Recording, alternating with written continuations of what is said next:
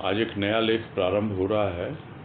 कल जो संपूर्ण हुआ वो प्रवचन था, 2 दिन चला, और ये है लेख। इसका शीर्षक है शांति।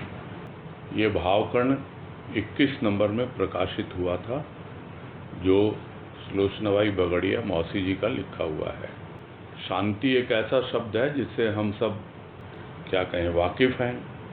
शब्द से तो वाकिफ़ हैं, किंतु इस भाव से वाकिफ़ है या नहीं, कितना हम शांति का अनुभव करते हैं नहीं करते हैं।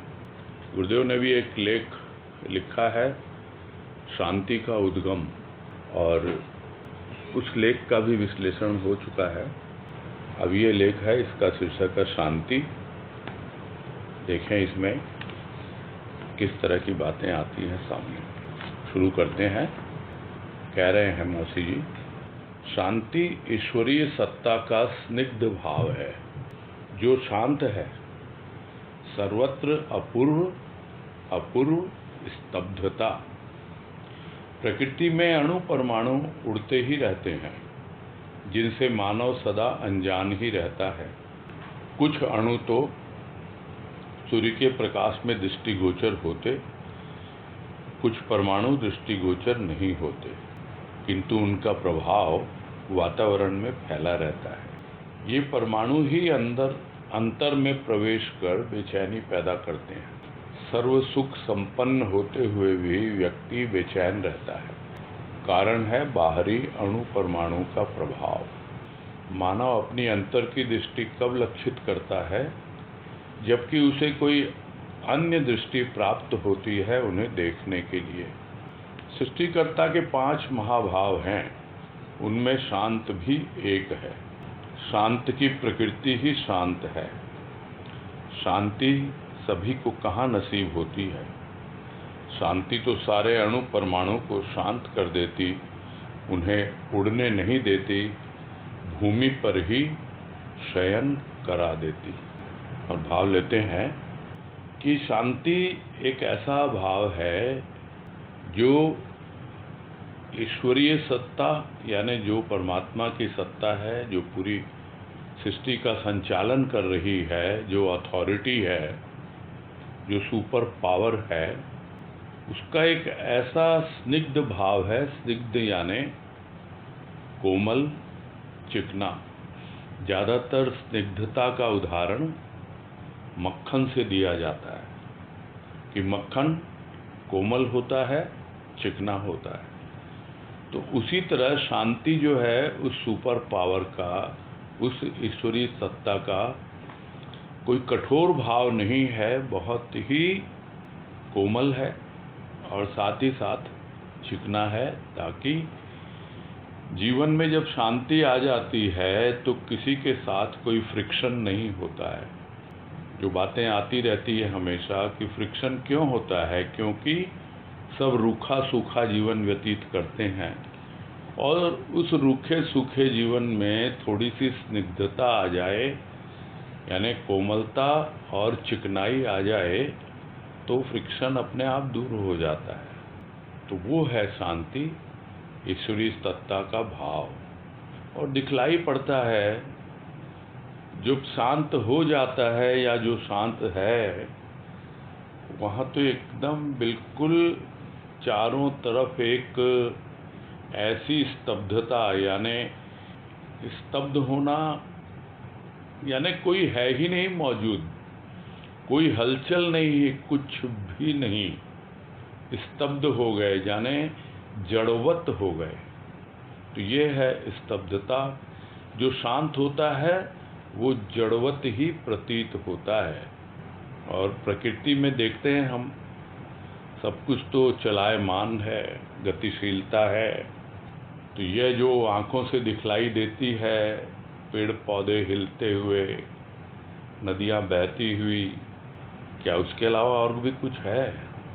इतने सूक्ष्म कण उड़ते रहते हैं, उन सूक्ष्म कणों को इन चर्म चक्षुओं से दिखलाई देना संभव नहीं है।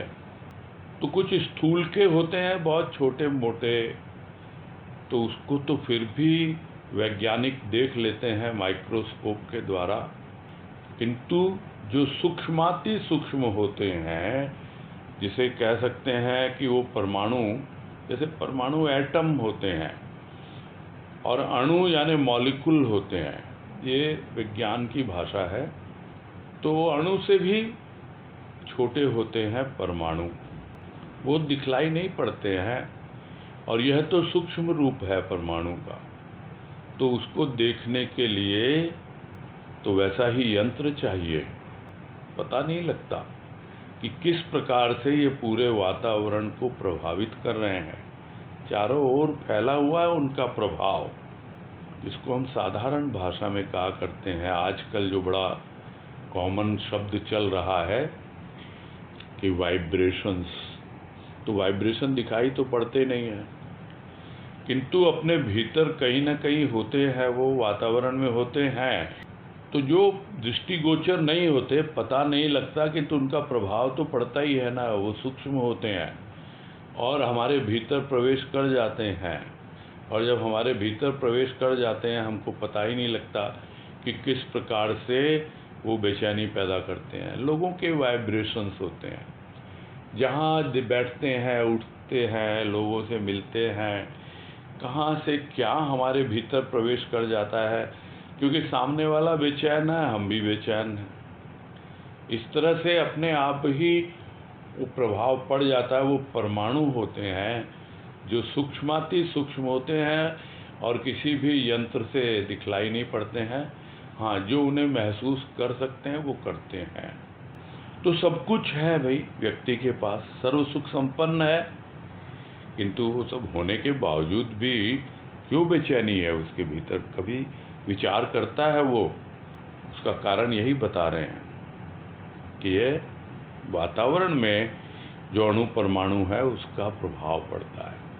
जैसे पर्यावरण में, वातावरण में लोगों के साथ उनके जो सूक्ष्म भाव विचार हमको पता ही नहीं लगता कि कैसे वो हमें बेचैन कर देते हैं। बहुत बार हम देखते हैं, पहुंचते हैं, कुछ और नहीं तो सत्संग सदन की ही बात समझें, पहुंचते हैं, एकदम अपने आप शांति का अनुभव होती है। क्यों होती है? क्योंकि वहाँ ऐसे ही वाइब्रेशंस है, ऐसे ही परमाणु वातावरण में विद्यमान रहते हैं, और उन्हीं अणु परमाणुओं का ही प्रभाव हम पर पड़ता है। उसका कारण क्या है? कारण ये है कि वहाँ सिर्फ और सिर्फ आध्यात्मिकता की बातें होती है। और यदि सदन में भी कोई अगर घर गृहस्थी की बातें करेगा तो वहाँ का वातावरण भी हम देखते हैं बहुत बार कि नहीं, ऐसा अनुभव नहीं हो रहा। ये तो निर्भर करता है, क्योंकि एक एक व्यक्ति एक चलता फिरता एक पावर हाउस है, और कुछ न कुछ उसके भीतर से हमेशा रिलीज होती रहती है एनर्जी, और वो इतनी सूक्ष्म होती है पता नहीं लगता। जिसको दूसरी भाषा में कहते हैं, हर एक का कोई न कोई ऑरा होता है, किसी का निगेटिव होता है और किसी का पॉजिटिव होता है। तो वो निगेटिव ऑरा जो होता है वो बेचैनी पैदा कर देता है। तो कब समझ पाता है कि मेरे भीतर क्या चल रहा है, मेरे भीतर की सृष्टि का क्या हाल है, कैसे देख पाए? उसको देखने के लिए तो अलग दृष्टि चाहिए ना, और वो दृष्टि उसे देते हैं, सद्गुरु देते हैं, किंतु उस दृष्टि को पाने के लिए बहुत कुछ करना पड़ता है। वो आगे बात आएगी या नहीं आएगी पता नहीं। यही है कि मानव अपने अंतर की दृष्टि कब लक्षित करता है? जबकि उसे कोई अन्य दृष्टि प्राप्त होती है उन्हें देखने के लिए। यानी जब तक कोई दूसरी दृष्टि, आंतरिक दृष्टि नहीं मिलती जो वो देख पाए कि किस तरह मेरे बाहर के अणु परमाणु मेरे भीतर प्रवेश कर जाते हैं, मुझे पता तक नहीं लगता और बेचैनी पैदा कर देते हैं। तो सृष्टि के 5 महाभाव है, उनमें शांत भी एक है। अब ये 5 महाभाव कौन से हैं ये तो कहना कठिन है। ये जरूर है कि शांति भी एक ऐसा भाव है जो बहुत महान है। या यूँ कह सकते हैं कि लोग तो बोलते हैं कि उसकी आत्मा की शांति के लिए प्रार्थना करो। जब कोई गुजर जाता है, शरीर छोड़ देता है। किंतु जो अपने आप में शांत है, आत्मा शांत है, अशांति कहाँ है? अशांति तो सूक्ष्म में है। तो आत्मा की शांति का मतलब यही होता है कि जो सूक्ष्म उसके साथ है वो थोड़ा सा शांत हो, वो क्षुब्ध न हो, परेशान न हो, उसके लिए कही जाती है बात। तो शांत होना भी एक बहुत ही महत्व रखता है कि शरीर शांत हो जाता है, मन शांत नहीं होता। शांत कब होगा? जब उसे जीते जी कोई ऐसी दृष्टि मिले कि वो अपने भीतर की सृष्टि को देख पाए, अशांति का कारण ढूंढ पाए और उसका निराकरण कर पाए, तब जाकर मालूम पड़े। तो ये शांति एक ऐसा भाव है जो बहुत महत्वपूर्ण है, यही यहाँ पर हम समझने का प्रयास करें। तो जो शांत व्यक्ति होता है उसकी प्रकृति ही शांत रहती है, यानी उसका नेचर ही है बिल्कुल ऐसा। उसकी प्रकृति यानी उसका नेचर वो ऐसा है कि वो हमेशा शांत ही रहता है। किंतु जब ऐसे व्यक्ति को देखते हैं तो हम अपने आप ही सोचते हैं, अरे भाई मेरे नसीब में तो नहीं है ये। तो हर किसी को शांति नसीब नहीं होती है, कहाँ होती है? जबकि शांति अगर आ जाए एक बार, तो जितने भी अणु परमाणु हैं जो हमारे इर्द गिर्द मंडरा रहे हैं और हम उन्हें अनुभव नहीं कर पाते, देख नहीं पाते, शांति एक ऐसा हमारे चारों ओर ऑरा क्रिएट कर देता है कि वो उड़ ही नहीं पाते। जिस तरह शांति का एक ऐसा प्रभाव होता है कि कोई धूल मिट्टी उड़ रही है और थोड़ी सी उस पर बारिश हो जाए या छींटे पड़ जाएं तो बस उसका उड़ना बंद हो जाता है। तो ऐसे ही है शांति, सारे अणु परमाणु को शांत कर देती है, उड़ने नहीं देती और भूमि पर ही उसको शयन करा देती है। यानी ये स्थूल के भाव हैं, स्थूल तक ही सीमित रहें, मुझे विचलित न करें।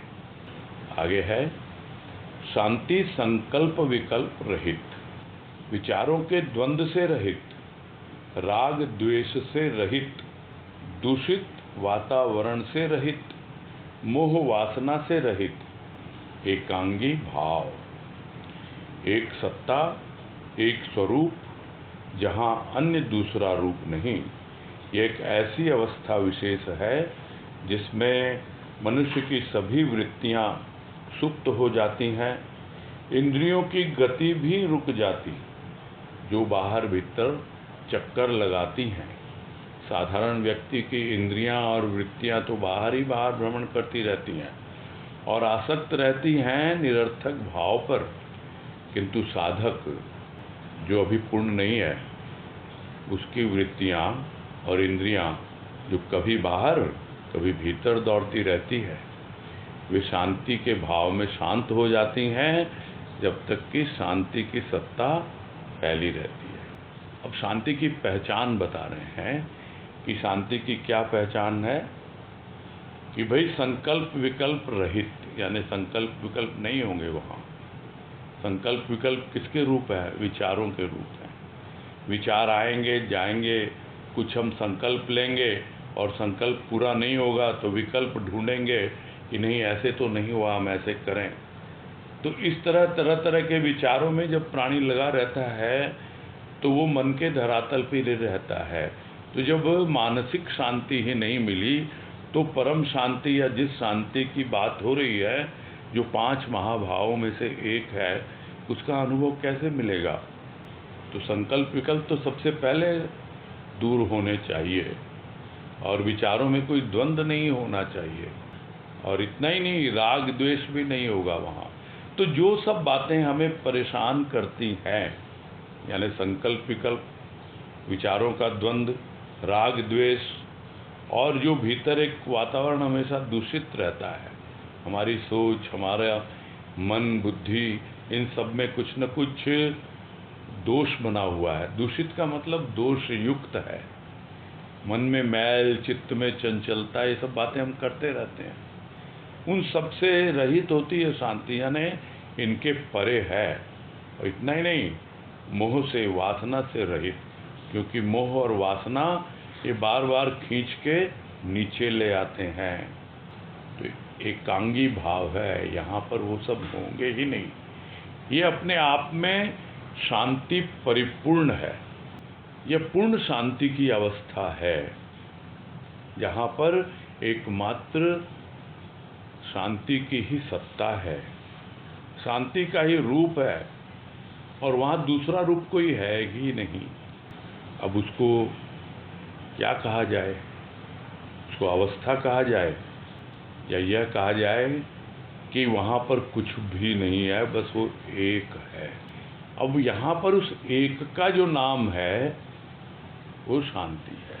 तो वो एक यानी शांति की ही सत्ता है, एक स्वरूप यानी एक ही का रूप स्वरूप जो भी है वो शांति है वहाँ पर, और दूसरा कोई रूप है ही नहीं। तो एक अवस्था विशेष बन जाती है मनुष्य की, जहाँ पर सारी वृत्तियाँ सो जाती हैं। जो वृत्तियाँ जागृत रहती परेशान करती हैं, तो शुरुआत में तो सोई हुई वृत्तियों को जगाना होता है, और उनमें से जो काम की वृत्तियाँ हैं, जो हमारे काम आए, उनको काम में ले करके उनको भी सुला देना है। और नहीं तो वो वृत्तियाँ परेशान करेंगी, वो भी शांत नहीं होने देती। जो निरर्थक वृत्तियाँ हैं उनकी तो बात ही अलग है, जिसे हम सार्थक समझते हैं, वो वृत्तियाँ भी, उनको भी सुप्त हो जाना होता है, यानी सो जाना होता है, तब शांति आती है। भाव में अच्छी अच्छी वृत्तियाँ होती हैं, बहुत अच्छी लगती, सुंदर लगती हैं, किंतु उनको भी सुलाना होगा, नहीं तो भाव हमें उत्तेजित करता रहेगा, शांति तक नहीं पहुंचने देगा। तो एक ऐसा महाभाव बताया गया है, जहाँ पर भाव की भी अवस्था ऐसी बन जाती है कि वो भी शांत हो जाता है, सभी वृत्तियाँ सुप्त हो जाती हैं, इंद्रियों की गति भी रुक जाती है, यानी हाथ पैर ये सब ऊपर जो चलते हैं, ध्यान ही नहीं जाता। उसके पहले तो कहते हैं कि श्वास श्वास पे प्रभु का सुमिरन करो, श्वासों में उसके भाव की अनुभूति करो, किंतु जब इस अवस्था में पहुँचेंगे तो सांस भी आ रही है कि नहीं आ रही है पता ही नहीं लगता है। तो जो इंद्रियां और जो वृत्तियां बाहर भीतर चक्कर लगाती रहती हैं, वो पूरी तरह से शांत हो जाती हैं। जबकि साधारण व्यक्ति की क्या अवस्था है, उसकी तो बाहर ही बाहर भ्रमण करती है, और बाहर ही आसक्त रहती है, उसी में डूबी रहती है, उसी में लीन रहती है, उसके अलावा कुछ सोचती नहीं है, सब निरर्थक भाव विचार आते रहते हैं। किंतु जो साधना को अपनाता है साधक, किंतु अभी उसकी साधना पूर्ण हुई नहीं है, अभी वो साध्य तक पहुंचा नहीं, उसकी वृत्तियां क्या होती हैं, कभी भीतर आती हैं, कभी बाहर जाती हैं। उसकी इंद्रियों का यानी उसका ध्यान भी ज्ञानेंद्रियों के माध्यम से जो भी विषय है, कभी वो अंतर्मुखी होते हैं और कभी बहिर्मुखी हो जाते हैं। तो भीतर बाहर बाहर भीतर ये चलता रहता है। किंतु जब तर हो जाता है तो कुछ ऐसा छिड़काव होता है कि सब कुछ शांत हो जाता है। जब शांति के भाव में आती है तब शांत होती हैं, और जब शांत हो जाती है तो फिर क्या है, शांति की सत्ता फैली रहती है। उसके पहले तक साधारण व्यक्ति की तो बाहर ही बाहर रहती है, और जो साधक है उसकी कभी बाहर कभी भीतर, क्योंकि अभी वो साध्य तक पहुंचा नहीं है, अभी वो शांति के उद्गम तक पहुंचा नहीं है। शांति अनुभव हो रही है, कभी हो रही है कभी नहीं हो रही है, तो ये अवस्था बनी रहती है। और फिर और गहराई में जब जाता है तब उसे अनुभव में आता है कि शांति के भाव में आकर सारी वृत्तियाँ इंद्रियाँ सब शांत हो गई। आगे कह रहे हैं, शांति में कोमलता है, माधुर्य है, आकर्षण है, अन्य को झुका देने वाली शक्ति है। शांति ही सत्ता है, सत्ता ही शांति है। शांत भाव के कारण ही ईश्वरीय सत्ता सारे विश्व को थामे हुए है। अन्यथा इस सृष्टि में तो अनेक प्रकार के कर्म, कुकर्म और पाप होते रहते हैं। इन दूषित कर्मों के कारण कोलाहल भी खूब होता रहता है, किंतु फिर भी शांत भाव एक ऐसी सत्ता है जो विश्व की प्रकृति को चंचल नहीं होने देती। प्रकृति में भी लीला और माया है, जिनके बंधन में विश्व का एक एक कण बद्ध है, किंतु यह बाहरी प्रकृति है। शांति रूपी सत्ता कुछ और ही है। यह प्रकृति से भिन्न है। प्रकृति में तो शब्द है, ध्वनि है, झंकार है, सृष्टि है। झंकार जब स्थूल की ओर आकृष्ट होती है तो सृष्टि है, और सूक्ष्म की ओर जाती है तो वही झंकार लय हो जाती है सत्ता में। फिर वही सत्ता, वह शांति है जो अरूपी भाव है। तो शांति में क्या है? कोमलता। पहली बात आई, क्योंकि स्निग्ध का मतलब ही कोमल, चिकना, माधुर्य यानी मिठास है उसके अंदर में। एक आकर्षण है कि जो शांत होता है वो स्वयं तो पूरी तरह उसमें आकर्षित हो ही जाती हैं उसकी वृत्तियां, यानी शांति सारी वृत्तियों को अपने में खींच लेती है, आकर्षित कर लेती है। इतना ही नहीं, दूसरे जो भी उसको देखते हैं, उसके संपर्क में आते हैं, उसकी शांति से प्रभावित होकर अपने आप ही नम जाते हैं, झुक जाते हैं। तो शांति में शक्ति भी है। ऐसा नहीं है कि कोई समझे कि शांति में कोई शक्ति नहीं है, ये तो बिल्कुल निरीह है, ये तो एकदम जड़वत है। उसमें भी ऐसी शक्ति है कि दूसरे को झुका सकती है वो। तो वास्तव में जो पूरी सृष्टि है, जो सृष्टिकर्ता की जो सत्ता है, वो शांत ही शांत है। तो शांति ही सत्ता है और यह सत्ता ही शांति है। ये ऐसा क्यों कहा जाता है, उसको एक्सप्लेन कर रहे हैं आगे, कि शांत भाव के कारण ही ईश्वरीय सत्ता सारे विश्व को थामे हुए है। जो 5 महाभाव में से एक भाव, जो ईश्वरीय भाव, जो शांत है, उस शांत भाव की वजह से ही सारे विश्व को थामे हुए है ये ईश्वरीय सत्ता। यानी सबको रोक के रखने के लिए, जैसे कुछ भी, अभी आजकल बारिश का मौसम चल रहा है, जगह जगह हम देखते हैं बाढ़ आ रही है। क्यों आ रही है? क्योंकि सही तरीके से जहां जल पहुंचना चाहिए वहां नहीं पहुंचता, भूमि के भीतर नहीं पहुंचता जल, बाढ़ आ जाती है। बांध नहीं बने हुए, इसलिए बाढ़ आ जाती है।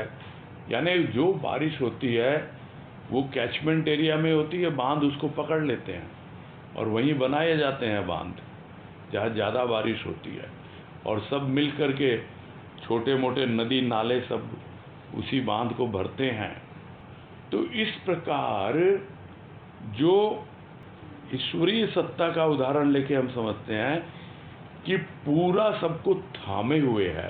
ये तो एक प्रकृति से हमने उदाहरण लिया कि किस प्रकार हम बाढ़ को संभाल सकते हैं। तो वैसे ही न जाने कितने कर्म, कुकर्म और पाप होते रहते हैं, किंतु इस शांत भाव के कारण ही ईश्वरीय सत्ता ने इन सबको संभाल रखा है। और नहीं तो ये पूरा बाढ़ ला दें, पूरा सब जगह आतंकवादी फैल जाए, फिर तो कोई शांति का उपासक है भाई, कोई है जो शांति को अपनाना चाहता है, अपनाता है।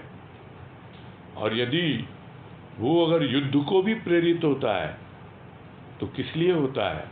ताकि ये जो कुकर्म और पाप करने वाली जो भावनाएं हैं वो शांत हो पाए।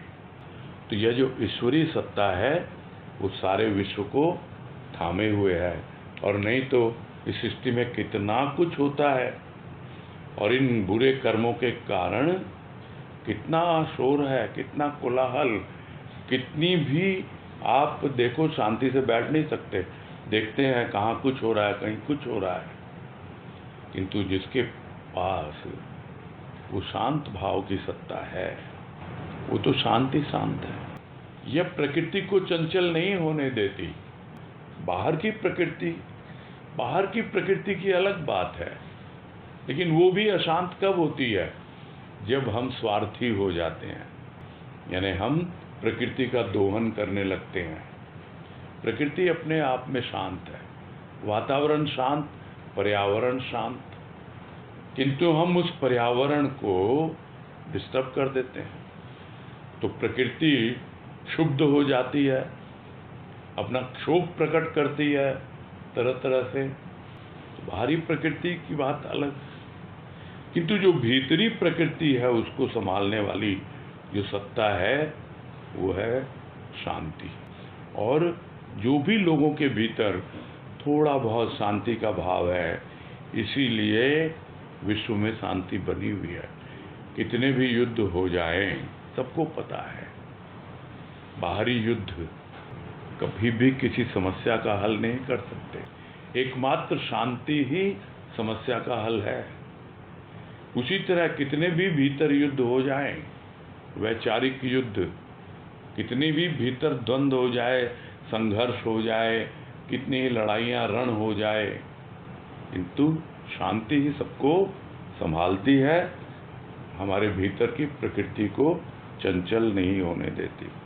तो बाहर की प्रकृति में तो एक लीला है प्रकृति की, अपना एक सिस्टम है, प्रोसीजर है, और वो प्रकृति कभी कभी माया का रूप भी ले लेती है जब प्राणी भ्रमित हो जाता है। माया कुछ और नहीं है, प्रकृति का ही भ्रमित रूप है, और भ्रम प्रकृति में नहीं है, भ्रम जो है प्राणी की बुद्धि में है भ्रम। इसीलिए गुरुदेव ने कहा कि माया को दोष देना कहाँ तक उचित है, जब प्राणी स्वयं ही भ्रमित है। तो माया भ्रम नहीं फैलाती, हमारा भ्रम माया को खींच के लाता है। कहाँ से लाता है? प्रकृति से। बाहर की प्रकृति बिल्कुल शुद्ध, हमारे भीतर की प्रकृति भी बिल्कुल शुद्ध है। ये माया अपना खेल तभी दिखलाती है जब हम भ्रमित रहते हैं। तो इनकी लीला चलती रहती है, और इनके बंधन में तो विश्व का कण कण है, यानी स्थूल प्रकृति है, तो जो स्थूल में रमे हुए हैं वो उसी में ही बंधे हुए हैं। प्रत्येक कण कण प्राणी मात्र उस स्थूल के बंधन में ही बंधा रहता है, क्योंकि यह तो बाहरी प्रकृति है। किंतु शांति की सत्ता तो कुछ और ही है, वो भीतरी प्रकृति है, वो इस बाहरी प्रकृति से भिन्न है। क्योंकि बाहरी प्रकृति में तो हमेशा कोई न कोई शब्द होता रहता है, और वो शब्द ध्वनि का रूप लेता है, और जो उस ध्वनि को सुनने की कोशिश करता भी है तो प्रभावित भी होता है उससे, क्योंकि यह सृष्टि है। बाहर की प्रकृति में शब्द भी है, ध्वनि भी है, झंकार भी है। इसी का नाम तो सृष्टि है, इसी का नाम तो प्रकृति है। किंतु यदि बाहरी प्रकृति से भी प्रेरणा लेकर जो झंकार उसको अनुभव में आती है, वो यदि स्थूल की ओर ले जाए तो फिर बाहरी प्रकृति यानी सृष्टि में रम जाएगा वो। और जब वो भीतर की ओर आ जाती है, यानी सूक्ष्म की ओर आ जाती है, तो वो झंकार आगे बढ़ा देती है। कहाँ जाके लय होती है वो झंकार? वो लय होती है शांति में। शांति की यही सत्ता है।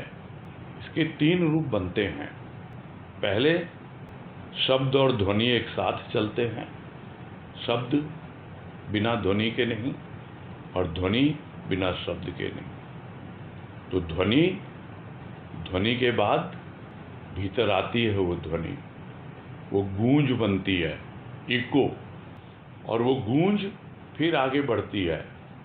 जैसी उसकी इंटेंसिटी होती है तो फिर वो झंकार बनती है, यानी वाइब्रेशन का रूप लेती है। और वो वाइब्रेशन वो निर्भर करेगा कि उसकी क्या इंटेंसिटी है, कितनी तीव्रता है उसके अंदर, और उसी के अनुसार उसका एम्पलीट्यूड होगा, यानी ऊंचाई होगी, और धीरे धीरे वो फेड आउट हो जाती है। फेड आउट होके कहाँ जाती है वो लीन हो जाती है उस परम सत्ता में। वो परम सत्ता क्या है? वो है शांति। तो इस तरह भीतर में प्रवेश करती है वो ध्वनि, सूक्ष्म, सूक्ष्मतर, सूक्ष्मतम, और फिर बिल्कुल स्थूल और सूक्ष्म से भी परे। फिर वो एकमात्र उस शांति की सत्ता है जिसका कोई रूप नहीं है। उसे हम स्वरूप कह सकते हैं। वो अरूपी है, वही स्वरूप का रूप है। आगे है, शांति ने अपना परिचय संत के द्वारा करवाया, अन्यथा शांति के चाहने वाले कौन? कौन किसकी सुने जब तक कोई भाव नहीं। संत ने प्रथम अपना भाव दिया, फिर शांति से परिचय करवाया, फिर समय पाकर वह शांत हो गया जगत के कोलाहल से। फिर यही कहा, शांति मेरी चिर संगिनी साथी है, शांति मेरी, मैं शांति का। कोई आए कोई जाए, सभी से आलाप, सभी से मिलाप, पर सभी से निर्लिप्त। सभी से निर्लिप्त, हाँ। आलाप और मिलाप के पश्चात भी प्रसन्न मुद्रा, निर्लिप्त भाव, क्योंकि शांति संपन्न जो है, प्रसन्न मुद्रा शांति का सौंदर्य है, आभूषण है। किसी मुद्रा अर्थात विशेष भाव के बिना जीवित मुर्दा है प्राणी, वो चेतन नहीं हो पाता। किसी मुद्रा अर्थात विशेष भाव के बिना जीवित मुर्दा प्राणी चेतन नहीं हो पाता।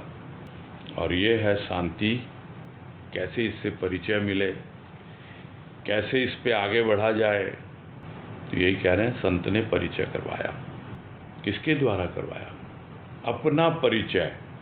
संत कोई और नहीं है, शांताकारम है। वो शांताकारम प्रभु जो भुजंग शयनम यानी सर्पों पे लेटा हुआ है किंतु शांत है। तो संत उसका साक्षात रूप है, वो शांति से परिचय करवाता है। तो शांति ने अपना परिचय किसके द्वारा दिया? संत के द्वारा करवाया। शांति चाहने वाले हैं कितने? सभी चाहते हैं भाई, हम तो चाहते हैं शांति। कितनी शिद्दत से चाहते हो, कितनी गहराई से चाहते हो, ये तो निर्भर करता है। यदि वास्तव में इतना जुनून है, इतनी शिद्दत है, यानी इतना भीतर में तीव्रता है भावों की कि मुझे शांति चाहिए, तो फिर क्या है वो फिल्म का डायलॉग कि शिद्दत से जिसे चाहो सारी कायनात उसका पूरा करने की साजिश में लग जाती है। पूरी की पूरी प्रकृति, पूरी सृष्टि सहायक हो जाती है कि यह तो शांत होना चाहता है। तो लोग मौखिक रूप से बोलते हैं कि शांत होना चाहते हैं, किंतु शांति के चाहने वाले कौन है भाई? कोई सुनाए भी तो कौन सुने जब तक उनके भीतर किसी प्रकार का कोई भाव नहीं। संत तो परिचय कराना चाहता है शांति से, किंतु उनके भीतर क्या भाव है शांति का, कि वो शांति को समझना चाहते हैं, शांति को अनुभव करना चाहते हैं, और उनका परम लक्ष्य परम शांति है। अगर ऐसा हो तब अपना अनुभव है। और संत तो सबसे पहले अपना भाव देता है कि पहले तू भाव में जी ले। कैसे जी ले? क्योंकि जीने की कला है भाव। अभी तक दुख सुख में जिया है, अभाव में जिया है, अब तू भाव में जी। तो भाव में जिया, क्या किया? कभी भाव में रोया, कभी भाव में हंसा। पहले दुख सुख में रोता था, हंसता था, अब भाव में हंसने लगा, रोने लगा, और समझने लगा कि बस मैं तो भाव में जी रहा हूं। नहीं, शांति कुछ और भाव है। शांति जीवन जीने की कला है। और भजन की पंक्तियां याद आ रही है कि तेरे भाव ने हमको जीना सिखाया, न हंसना सिखाया, न रोना सिखाया। भाव में बहुत हंसे हैं, बहुत रोए हैं, अब हम भाव में जी रहे हैं, और कुछ ऐसा जीवन जी रहे हैं जो पूरी तरह शांति से ओतप्रोत है, जहाँ विचारों की, भावों की एक ऐसी अवस्था है जो हमें परम शांति की ओर ले जा रही है। तो संत ने क्या किया? प्रथम अपना भाव दिया और फिर शांति से परिचय करवाया। और जब शांति से परिचय करवाया तो यह नहीं कि एकाएक अचानक सब कुछ घटित हो गया। समय पाकर धैर्य रखा है, प्रतीक्षा की है, बार बार शांति भंग हो रही है, किंतु वहाँ पर क्या है बता देते हैं, शांति भंग नहीं चलेगी। यहाँ धारा 144 लगी हुई है, विचारों की भीड़ नहीं चाहिए। जो विचार मुझे पसंद हैं बस वही आए, मैं उन्हीं से वार्तालाप करूँगा। इस तरह धीरे धीरे समय पाकर शांति से परिचय होता है और वो जगत का कोलाहल वो शांत होता है। और फिर संत ने क्या कहा? यही कहा कि शांति मेरी चिर संगिनी साथी है। तो तू अगर शांति के साथ रहना चाहता है तो कहता तो है मैं तुम्हारे साथ हूँ, तू मेरा साथी, मैं तेरा साथी। तो अगर तू मुझे अपना साथी समझता है तो शांति तो मेरी चिर संगिनी है, हमेशा मेरे साथ है। शांति मेरी है और मैं शांति का हूँ। फिर क्यों नहीं तू शांति का अनुभव करता? अरे देख, संत को देख, कोई आए कोई जाए। और देखा है हमने, बचपन से देखा है, न जाने कितने कितने लोग समस्या लेके आते, न जाने कितने तरह के दुखड़े रोते, बातें करते, सभी से आलाप, सभी से मिलाप, किसी को नेग्लेक्ट नहीं करना, लेकिन फिर भी लिप्त नहीं है, अपने शांति के भाव में रमे हुए, निर्लिप्त है बिल्कुल। कहने को लोग कहते हैं कि संत से किसी का दुख नहीं देखा जाता, तो क्या वो उस दुख में समा जाएगा? क्या वो दुखी हो जाएगा? तो वो कौन सा संत हुआ? दुख देखा नहीं जाता तो जो जिसको दिखाना है उसको दिखा देता है। जिसको गुरुदेव कहा करते थे कि भाई मैं कुछ नहीं करता हूँ, मैं तो बोलता हूँ बाबा देख तेरे बच्चे हैं, तू संभाल, और मैं निश्चिंत हो जाता हूँ। वो निर्लिप्त है, वो शांत है, सभी से कोई भी कह नहीं पाए। कहने को लोग कहते हैं कि भक्त के वश में है भगवान, मांगो मिलेगा तुमको दान। कितना मांगोगे भाई, दान कितना चाहिए? अरे शांति मांगो उससे, शांति मिलेगी ना तो मांग छूट जाएगी, अपने आप शांत होना आ जाएगा। वश में रखना चाहते हैं उसको, वश में नहीं है वो। कह भी दें और जब हमें लगता है अब हमारी नहीं सुनता, हमारे वश में नहीं है, तो फिर हम आवेश में आ जाते हैं, हमारा वेश बदल जाता है। कहने को कहते हैं हम कि भक्त हैं, तो क्या भक्त का वेश रहता है? तब हमारी शांति भंग हो जाती है, आवेश में आ जाते हैं। देखें संत को, निर्लिप्त है एकदम, सबसे कुछ लेना देना नहीं। तो प्रश्न उठना स्वाभाविक है, सभी से निर्लिप्त। हाँ, आलाप और मिलाप के पश्चात भी प्रसन्न मुद्रा, निर्लिप्त भाव। क्यों? क्योंकि शांति संपन्न जो है, और यही तो शांति का सौंदर्य है कि निर्लिप्त भाव में है और प्रसन्न चित्त, प्रसन्न चित्ती नहीं, प्रसन्न मुद्रा।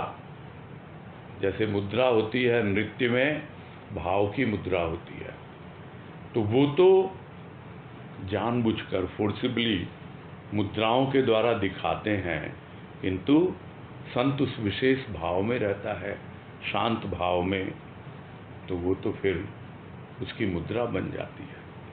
तो किसी विशेष भाव के बिना यह प्राणी क्या है? साधारण प्राणी, ये जीवित मुर्दा है, जीवित मुर्दा है, जड़वत है, चेतन हो ही नहीं पाता।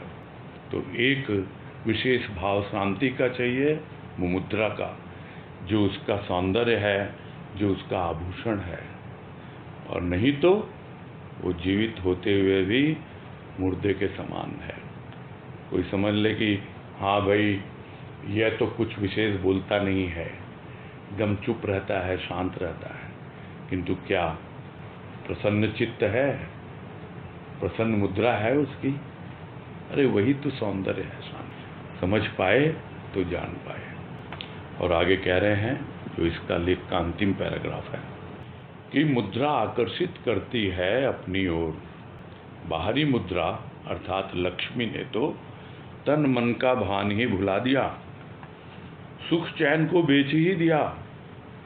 शांति मुद्रा में तो उल्टा ही खेल।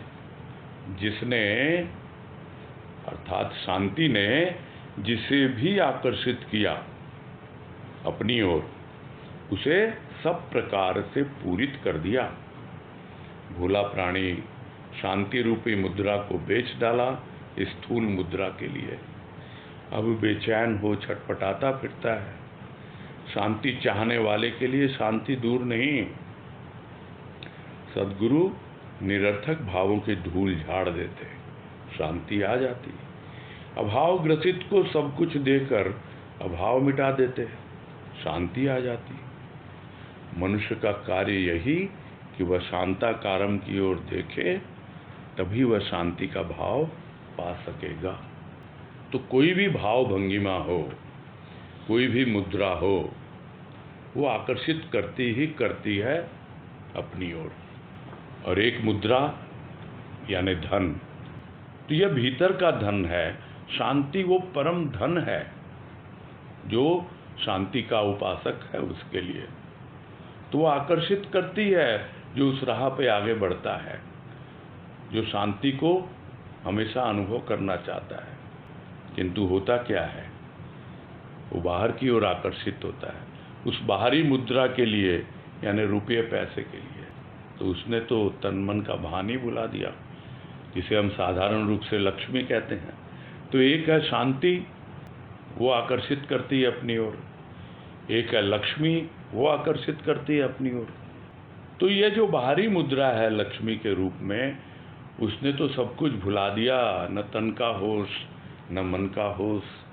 सुख चैन को ही उस मुद्रा के हवाले कर दिया, बेच दिया उसको। फिर क्या है, उल्टा ही खेल हो गया अब तो। जाना तो था शांति की ओर, किंतु चला गया लक्ष्मी की ओर। किंतु शांति मुद्रा में क्या है, वहाँ तो दूसरा रूप है। जो उसकी ओर आकर्षित होता है उसे सब प्रकार से अपने आप ही वस्तुएं मिलती रहती हैं, किंतु भोला प्राणी समझ नहीं पाता। शांति आएगी कहाँ से? शांति आएगी, जो पिछले पैराग्राफ में बताया, उस भाव के पिपासु होने से जो हमें पहुंचा देता है उस परम शांति तक। और फिर संत उस ओर ले जाएगा हमें। किंतु प्राणी भोला है, संत के पास भी जाता है, थोड़ी बहुत शांति आती भी है, थोड़ा बहुत भाव की अनुभूति होती भी है, किंतु वो बेच डालता है उस शांति को स्थूल मुद्रा के लिए, स्थूल के खेलों के लिए, धन दौलत के लिए, रुपया पैसे के लिए। तो ये अवस्था है भोले प्राणी की। फिर बेचैन हो जाता है, फिर छटपटाता है, फिर दौड़ता है संत के पास, क्योंकि उसे शांति तो चाहिए ना, हर किसी को चाहिए शांति, तब जाता है। तो उसके लिए शांति दूर नहीं है। तो सद्गुरु क्या करते हैं, संत क्या करते हैं, वो निरर्थक विचारों की झूल झाड़ देते हैं कि ये उल्टे सीधे विचार क्यों लाता है। मैंने तेरा इतना ख्याल रखा हुआ है, तू थोड़ा धैर्य रख, थोड़ा समय लगेगा उस शांति को अनुभव करने में। बहुत जल्दी धैर्य खो देता है, बहुत जल्दी विचलित हो जाता है। इसलिए ये निरर्थक विचार हैं जो बार बार तुझे भटका देते हैं। तो ये निरर्थक विचारों की धूल जो झाड़ देता है और शांति फिर से आ जाती है। शांति तो हमारा क्या कहें, बेसिक नेचर है वो। यह जो भी कोलाहल, जो भी छटपटाहट, जो भी बेचैनी, ये सब क्या है, ये ऊपर ओढ़ी हुई है, ये निरर्थक विचारों के कारण है। तो संत यही करते हैं निरर्थक विचारों की धूल झाड़ देते हैं, शांति आ जाती है। अपने भाव से भर देते हैं तो अपने आप ही अभाव दूर हो जाते हैं। तो अभाव ग्रसित किस चीज का अभाव है? भाव का अभाव है और कोई अभाव नहीं है। तो सबसे पहले उस भाव को अपनाएं जो शांति लेके आता है। तो भाव लाता है जो अभी थोड़ी देर पहले बात हुई, एक अलग दुनिया में ले जाता है। वहाँ पे हंसना है, रोना है, सब कुछ है। उसको जी लें, तब पता लगेगा कि शांति का भाव क्या होता है। नहीं तो भाव आएगा, अभाव को दूर करेगा, और फिर जैसे ही अभाव हटेगा क्या होगा? भाव अभाव, अभाव भाव, यही चलता रहेगा। शांति नहीं आ पाती है। किंतु सब कुछ देखकर अभाव मिटा देते हैं। सब कुछ। तो सब कुछ लेने के लिए वो योग्यता चाहिए, सब कुछ पाने के लिए वो पात्रता चाहिए, तब जाकर के शांति आती है। बस वो तो देखे समझे अपने जीवन को, और क्या उसे सद्गुरु समझा रहे हैं, किस दिशा में ले जा रहे हैं, कैसे कैसे भाव की अवस्थाएं बदलती हैं, कैसे कैसे भाव उसे उन ऊंचाइयों तक ले जाता है जहाँ पर एकदम शांति ही शांति है। लोग क्या करते हैं, बोले चलो पहाड़ों पर चलते हैं, वहाँ एकदम शांति है। पहाड़ कहाँ है? ऊंचाई पर बसे हुए हैं। वो ऊंचाइयाँ होती हैं जहाँ एकदम शांति ही शांति, पूरा वातावरण शांत। वैसे ही भीतर का वातावरण एकदम शांत। कब? जब शांताकारम की ओर देखे। तो यही कार्य है मनुष्य का, उस भाव में जिए और हमेशा उस शांताकारम प्रभु, उस संत जो शांति का ही रूप है, वो हमेशा उसके साथ है। शांति उसकी चिर संगिनी है, और हम भी शांति को अपनाएं, तब मालूम पड़ेगा कि हाँ भाई, शांति का भाव क्या होता है। तो उसकी ओर देखे, उसके अनुसार अपना जीवन यापन करे, तो शांति का भाव भी पा सकेगा। एक न एक दिन अवश्य ही परम शांति का अनुभव कर पाएगा। तो इसके साथ ही ये लेख संपूर्ण होता है, और एक छोटा सा अनाउंसमेंट है। वो यह है कि अभी जितना हमारे पास मैटर अवेलेबल है सुलोचनाबाई बगड़िया का, मौसी जी का, वो आज संपूर्ण होता है, और कल से एक नई चीज या नए रूप में कुछ प्रारंभ होगा, जो आप लोगों को सूचित कर दिया जाएगा। वो माँ के जो कुछ ऐसे लेख हैं या कुछ ऐसे लिखित हैं जो उनकी डायरी हमें बहुत बड़ी कृपा है गुरुदेव की प्राप्त हुई है, जिनमें उनकी हस्तलिपि में सब लिखे हुए हैं, जो अब तक प्रकाशित ही नहीं हुए हैं, जो कहीं किसी पुस्तक में नहीं आए हैं, इसीलिए उनकी चर्चा नहीं हो पाई है। तो वो प्रारंभ करने का विचार है कल से। तो सभी आमंत्रित हैं। बातें तो भाव की हैं, जो शुरू में भी हुई बात कि यहाँ किसी व्यक्ति की कोई प्रधानता नहीं है, एकमात्र भाव की ही प्रधानता है। और शांति एक ऐसा भाव है जो अभी हमने समझा, तो अपने आप ही हम अनुभव कर पाएंगे कि भावों के कितने रंग होते हैं, कितने रूप होते हैं, और किस प्रकार वो रूप अरूपी तक पहुंचा देता हमें, यानी उस परम भाव, परम शांति तक पहुंचा देता है। तो यही पूरा करते हैं आप। शकुंतला झुंझुनवाला, बोलिए। हरिओम भैया। हरिओम, बोलिए। भैया, ये पहले फर्स्ट पेज पे था, ये चार परमाणु नहीं होते किंतु उनका प्रभाव वातावरण में गला, ये 4-5 लाइन है भैया एक साथ में, पहले पेज पे है। हाँ, सबसे फर्स्ट पेज पे। तो उसको तो बताया ना, जो आजकल साधारण भाषा में बोला जाता है, हर कोई बोलता हुआ सुना जाता है, आप सुने होंगे कि ऐसे वाइब्रेशन है यहाँ पर। वो सूक्ष्म रूप होता है। तो वाइब्रेशन को परमाणु बताया है। हाँ जी, हाँ। वो पता नहीं लगता है, और वो हमारे भीतर प्रवेश कर जाते हैं। ऐसे लोगों से हमारे उठ बैठ होती है, तो उनके वाइब्रेशन हमारे भीतर चले जाते हैं, और हमको बेचैन कर देते हैं, अशांति पैदा कर देते हैं। ये है मतलब। ठीक है। हरिओम भैया। हाँ हरिओम। हाँ रितु बंका बोलिए। हरिओम भैया। हाँ हरिओम बोलिए। भैया ये 2 नंबर में एंड में लिखा हुआ है और जिससे ऐसा समझ में आ रहा है, पेज में सामने नहीं है। जब हम शांति का चाह होता है तो सब हमें भाव देते हैं और समय पाकर फिर शांति मिलती है, ऐसा कुछ लिखा हुआ है। हाँ जी हाँ। तो भैया हम जब आते हैं और हमें खाते हैं तो हम तो उसी में बहुत रिलैक्स करते हैं और ऐसा लगता है कि यही शांति है। तो ये नहीं है, ये बियॉन्ड है। इसको भैया थोड़ा सा समझना चाह रहे थे कि नहीं समझ पाए। देखो क्या है कि ये उसकी एक पहचान है। वैसे रिलैक्स होना भी बहुत कठिन हो जाता है। हम इतना ज़्यादा अपने विचारों के द्वंद्व में रहते हैं, उसके ऊहापोह में रहते हैं, या भाव की एक ऐसी स्थिति भी बनती है जो बातें आए कि भाव में कभी हम रोते हैं कभी हंसते हैं, किंतु पूरी तरह से हम रिलैक्स भी नहीं हो पाते हैं। भाव चैन से बैठने भी नहीं देता बहुत बार। जब हम रिलैक्स हो जाएं तो ये एक प्रीलूड है, यानी प्रारंभिक अवस्था है जब आप शांति की ओर बढ़ रहे हैं। दूसरे चैनल से अगर आप समझें तो वो है कि पहले संतोष आता है, उसके बाद तृप्ति आती है, उसके बाद शांति आती है।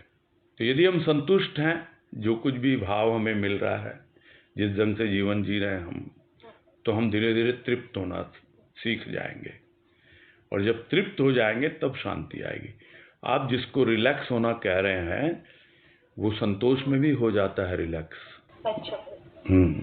तो मतलब शांति इस इंटायरली डिफरेंट, मतलब ये रिलैक्सेशन रिलेटिव है, टोटलिटी में नहीं है। रिलैक्स से बहुत, हाँ बहुत आगे की बात है। धन्यवाद भैया। हाँ हरिओम हरिओम हरिओम। हाँ शारदा तिवारी, जरा परिचय दीजिएगा अपना। हाँ भैया, मैं हैदराबाद से हूँ। अच्छा। प्रणाम भैया। हाँ प्रणाम हरिओम। बोलिए। हरिओम भैया, ये जो निरर्थक विचार बारंबार हमारे में क्यों आते हैं? हम भूलना भी चाहते हैं, थोड़ी देर हम आध्यात्म में आ जाते हैं और विचारों में आ जाते हैं। इसीलिए हम क्या करें भैया, हमेशा ऐसे ही होता है।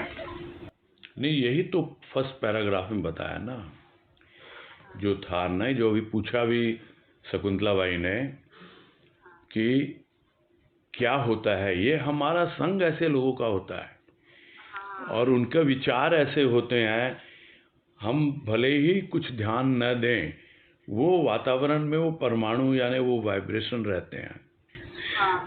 इसीलिए क्या करते हैं ज़्यादातर लोग, क्यों ये सब बातें होती है कि घर में एक छोटा सा कोना बना लो भाई, एक कोई छोटा सा पूजा रूम ही हो जाए, वहाँ शांति से बैठ जाएंगे हम, है ना। नहीं तो चलो भाई थोड़ी देर को सदन में जाते हैं, वहाँ शांति का अनुभव होगा।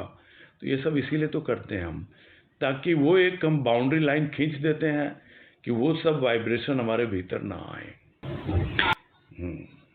ये कारण उसका यही है, बार बार बेचैन होने का। हाँ, बेचैनी बार बार होती है। जी हाँ। ठीक है। हाँ ठीक है भैया, प्रणाम। हरिओम हरिओम। मधु मुंद्रा। प्रणाम भैया। हाँ नमस्कार। सेकंड पेज पे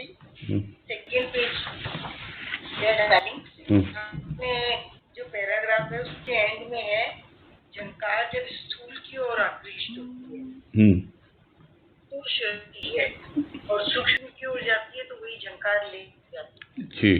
तो ये झंकार जब स्थूल की ओर आकृष्ट होती है तो सृष्टि है, ये कुछ समझ में नहीं आया। सृष्टि यानी वो प्रकृति में रम जाता है ना, फिर बाहर की प्रकृति में। स्थूल प्रकृति में है, शब्द है, ध्वनि है, झंकार है, सृष्टि है, ये बात आई ना।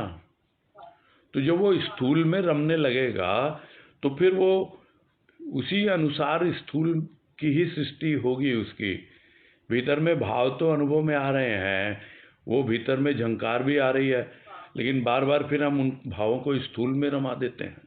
ये है। तो आपकी सृष्टि जो है वो स्थूल की सृष्टि बनी रहती है, यहाँ पे स्थूल प्रकृति में ही रम जाते हैं, उसी में खेलते रहते हैं। ये है इसका मतलब। और ये बातें हुई भी है जब अभी विश्लेषण हुआ तो। ठीक है ना, समझ में आ गया होगा। हेलो। हाँ, नहीं मैं पूछ रहा था, समझ में आ गया ना? आपकी आवाज़ नहीं आ रही थी। ये आवाज भी बंद हो गई थी आपकी, बिल्कुल नहीं सुनाई दे रही। चलो कोई बात नहीं, क्लियर हो गया ना अब? रिकॉर्डिंग में हाँ ठीक है, सुन लेना आप। हाँ सुन लेना, ठीक है ठीक है। हाँ हरिओम हरिओम, पूरा करते हैं।